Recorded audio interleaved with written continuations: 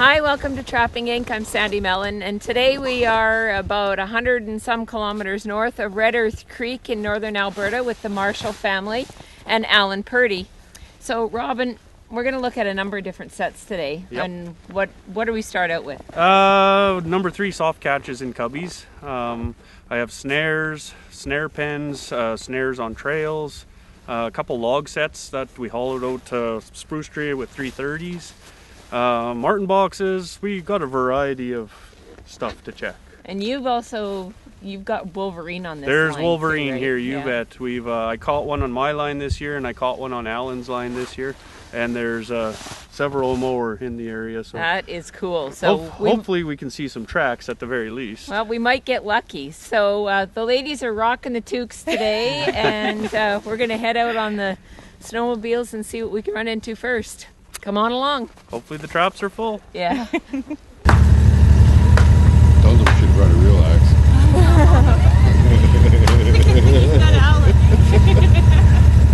I told you should have brought a real axe. It went through there pretty good.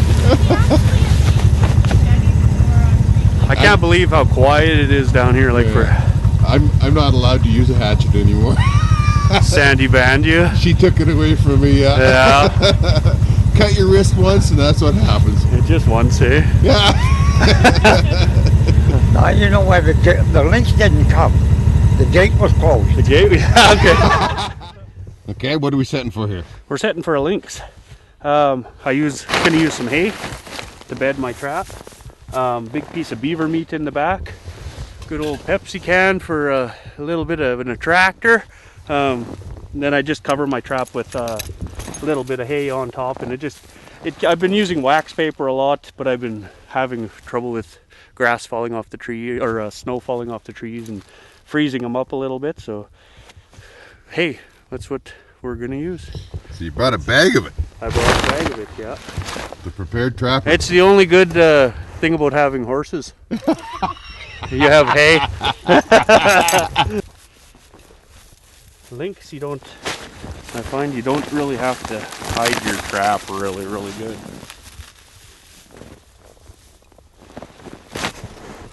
A whole bunch of that left.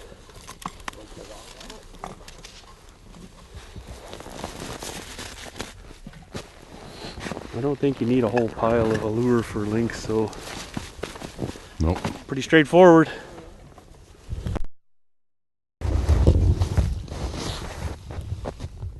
I like a big piece of meat. You see that? Yeah. Kind of try to hide it in behind the trees there so the ravens and stuff don't see it. If you hide it back there a little bit, they stay away from it. Trapping is the cornerstone that Canada was built on. Brave and sometimes crazy men and women, fueled by the lucrative fur trade, explored and mapped our great nation.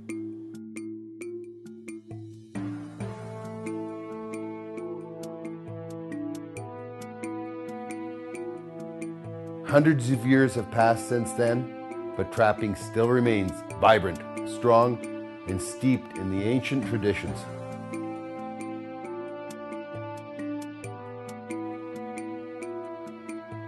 The fur bearers still follow the old paths and live as dictated by thousands of years of instinct.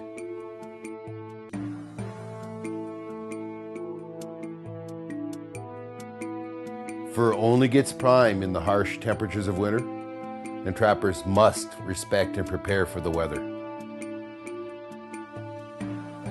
Trapping's past is firmly rooted in history, but today, the gear and techniques have changed. Canada is still known for the best wild fur in the world, and today our pelts are sold on the global market. Our community is large, and our numbers are growing. We are trappers. This is what we do, and where we belong. Join us in our adventures. Welcome to Trapping Inc., the face of today's trapper.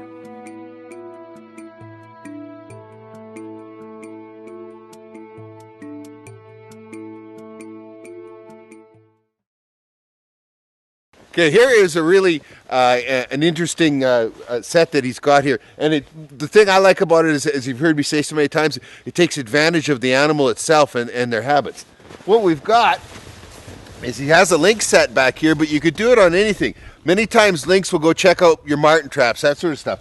But what he's done is he set a Lynx snare here. You were just saying before we turned the camera on that you catch more Lynx on the way to a Lynx set. Trails. Yeah, on these trails. Yeah, they walk straight in. They like trails, and you'll catch. I've caught more going to my sets on a trail than I probably have in my sets. Right. So it's for the time it takes to set a snare on a trail. Lift the stick up. Okay, this is something we're not used to. You tell me when he hits that, the first thing he does is heads over there and he gets tangled up. Yep. He's never very far away. He's never very far away. You've never lost one? Never lost one. Nope, ever. A drag pole, this would be the smallest, little bigger is preferable, but a Lynx, that'll hold a Lynx like nothing.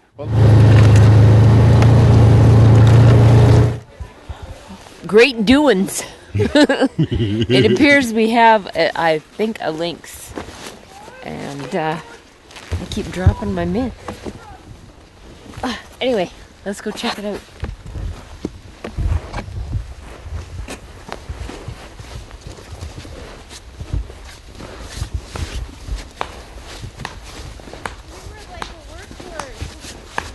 Well, that makes me feel all better.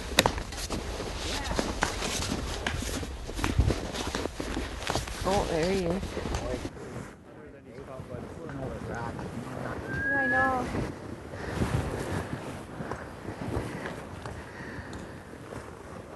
Looks like a big cat. A nice looking cat. So cute.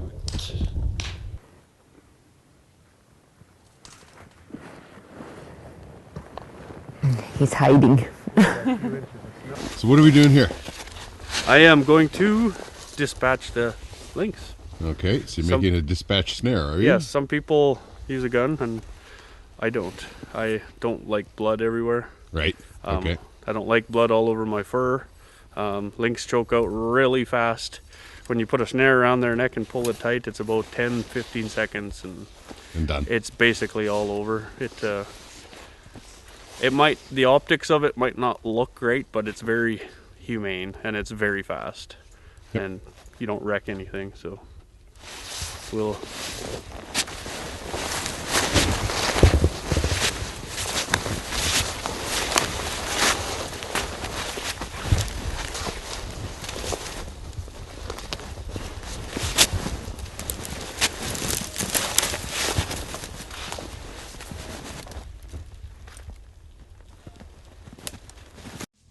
This segment brought to you by Argo UTV. Any season, any terrain. Online at argoutv.com. Hey Justin, there's a hey, you gotta get that. What are you doing? You're supposed to be coming here looking at the Lynx. Yep. Justin, there's a pair of cutters in that box. Can you bring Oh, there's a lot of little trees in here. You lay it down on the job, Sam. Yeah, I am. Need one? Oh, yes. It's a beautiful cat. Isn't it pretty? Wow. Lovely. Hey? Yes. Yeah. I love the tufts on their ears. He's got quite a nice beard on him too, hey? Yeah, he's a nice sized Lynx. Yeah. Not the biggest I've ever caught, but he's yeah. I'm happy to catch him. I guess so. How many is this for you now this year? Only 4. Yeah, it's been a tough year. It's for been Lynx. very slow. Like this area where we're at, last year there was Lynx everywhere. I think I had a dozen by this time last year. Yeah, we're finding the same thing on our line. I think we've only got 5 so far. Big ones. I guess you can't catch what's not there. Yeah, well, but that's the thing, right? We're getting close to where the wolverines usually are too. Oh.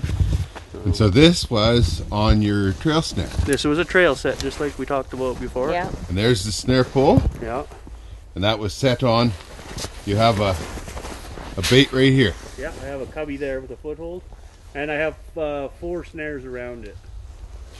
And he was on his way in, and you picked him up. And just like you said, when he was caught, he came straight in here. Yeah, they come straight into the bush. They never go far on a drag pole. Like even the one that we showed previously. This is about generally how far they make it. So we're still up in the area of Red Earth Creek, and Alan Purdy is with me today. And Alan, you've been a trapper for a long time. How many years? I started in 1951, and I was going to school at the time, so I was trapping on the way to school and also on the way home from school. Oh my goodness. That's a long time. And that's how it began. And it just so happened that as soon as we came out of the bush where ice traps were set, there was a neighbor there with 3 kids that went to school with myself, and their dad was a trapper. Oh, and so he taught you how to trap? Or he taught you some of how to trap? I took a great interest in what he was doing, and if I could learn what he knew, I felt that I could go on my own even quite soon. And so I did. It just so happened I filled grade 8, and I was devastated. I quit school, and I trapped that winter on a registered trap line. I was only a partner on it. Yeah. And that's how my trapping life started. It's an incredible story where people have come from, but in all of your years of trapping, you must have seen some really interesting changes. Yes, I did. And it was all about the humane trapping part of it. Right. We quit using footholds for most of the animals. We can still legally use it for link. And right. I like that recipe because the link is usually still alive when I get there. It isn't eaten. If I use conibears or snares, I always had damaged fur. And you said that when you started trapping, you were out on your line on skis. Yeah. And how many years did you do that? From 1957 till 1975. And then how was it that you came to have a snowmobile? It just so happened that my brother-in-law and his wife, my sister, came to visit me, and he was devastated about me trapping on skis. So he asked me to come to their place and teach their children about the trapping because they felt that I would know enough to cause their children to be successful at catching fur. And he apologized to me for not having skis at his place, just 2 good screws, but he said he would break trail and all I had to do was follow him with the skidoo, and he thought that I would be capable of doing that. So I said to you that I thought that the best thing about the skidoo was that you could go further, but you said that the thing about the skidoo that was the best for you was something different. Yes, I did. I said that what caught my attention was that I wasn't packing the pelts on myself anymore. The skidoo was carrying it. Yeah. So not only could you go further, but you could pack more fur and you could be more successful and earn more money doing it. I was nowhere near as played out at the end of the day because the skidoo was doing all the work for you. Well, good for you. Richard and I first met Alan in 2014 at the Trappers Rendezvous in Drayton Valley, and what struck me first was all the stories that he has to tell, and it was 64 years of trapping. You can imagine how many stories there are. But it's about the history, where this industry came from, how people started with nothing and made something of themselves and a life, made a living. It's an incredible piece of history that's otherwise lost if you don't seek out people like Alan to tell the stories and to keep telling the stories. Alberta fur is a proud tradition, and we need to remember that. This segment brought to you by Argo UTV. Any season, any terrain. Online at argoutv.com. This segment brought to you by Belial Traps, first in the forest. Find us online at belialtrap.com.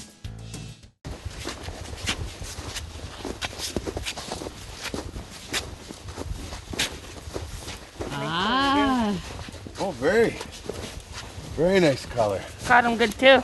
Yep. Oh, yeah.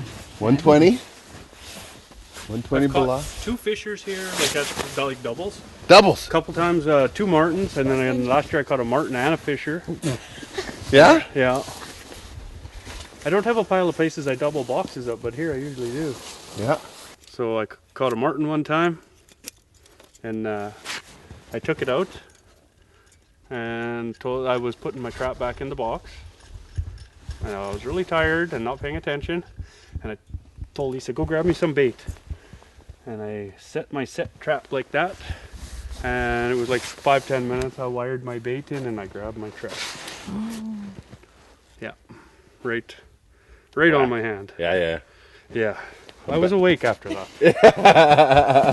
And he was Feeling happy. very stupid. Oh, yeah. I caught myself as I was helping Gordy pick up end of the season, right? He says, there's a mink trap over on the other side of the beaver dam there. Go grab it. So I run over there. It's in the dark, right? And Gordy has trails going everywhere, and I'm not sure where we're going and everything. So all of a sudden, I hear the snowmobile start up, and I look up over the dam, and there he's going. And I stuffed my hand in the trap. Really? So now I'm stuck there. and it's my right hand. And it's like, how do you get your hand out of there, right? It was only a 120, thank God. But Yeah. I'll tell you, even with a 120, with your hand stuck right in it, it's not as easy to get out as one thinks. Especially when you're chained to the tree. Well, I was at that Yeah. point, you know. And But you grab the trap, you got one hand, so your one-handed one's useless. So try to squeeze the jaws and get the spring on with one hand. it's not easy. It's not easy Nope. at all. Nope. What I did was I could prop it up between my knees and I could squeeze it, and I took my Leatherman. I got my and try and get your Leatherman out Yeah.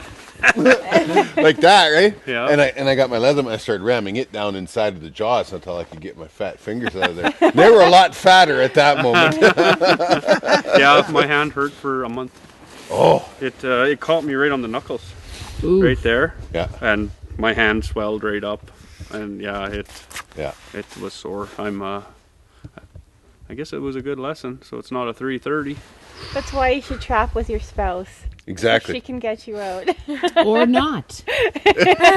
No, not. Depending on what kind of day you're having. Or not. Ooh.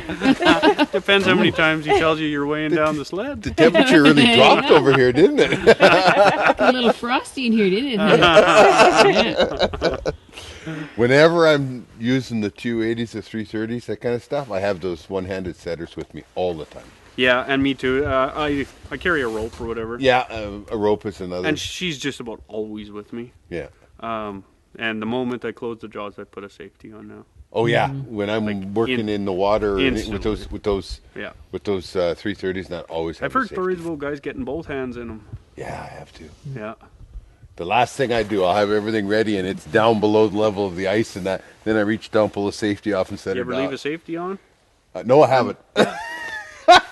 No, I haven't. Me neither. Yeah. This segment brought to you by Belial Traps, first in the forest. Find us online at belialtrap.com.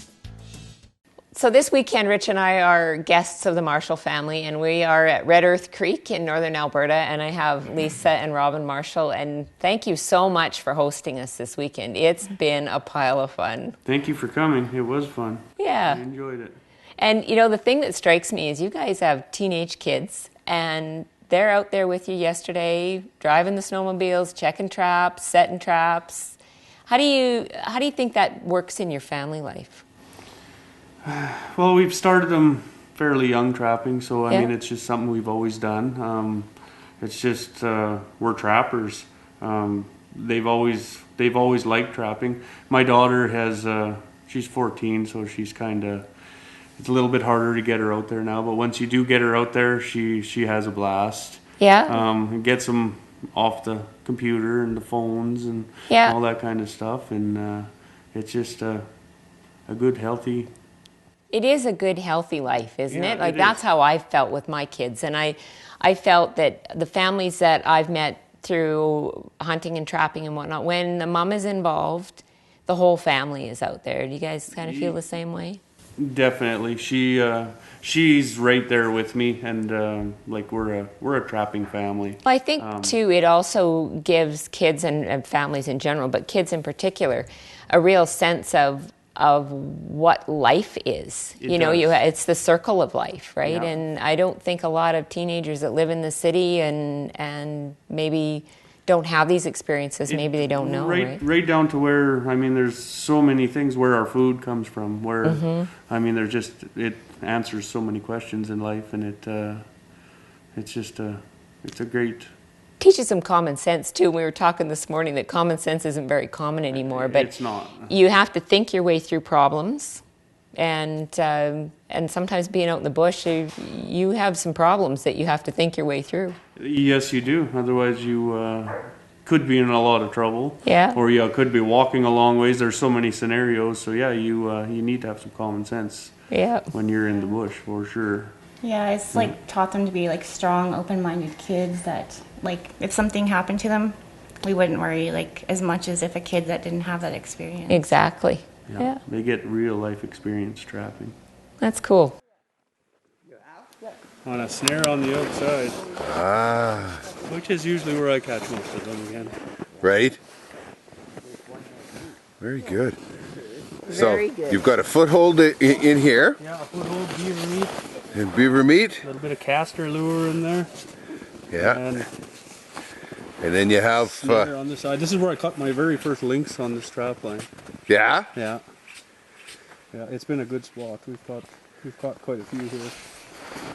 And that's just to combat they circle around all the time. This is how you pick them up. They always circle. They do. Yeah. They really. You like 3 or 4 perimeter snares you should have on every one, and I mean I catch more in there in the snares than I do in the cubbies.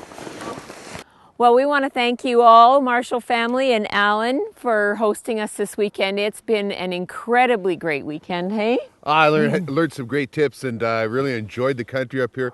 Whenever you can see new country and make new friends, I mean, it's very worthwhile. Yeah, absolutely. And for all of you trappers out there, carry on. We'll see you on the trail. Trapping Inc. is brought to you by these fine sponsors. Argo UTV, any season, any terrain. Online at argoutv.com. Belial Traps, first in the forest. Find us online at belialtrap.com. And by Alberta Outdoorsman Magazine, Alberta's only hunting, fishing, and trapping magazine. You can keep up with all the action online at trappinginc.com or join our Facebook and YouTube sites.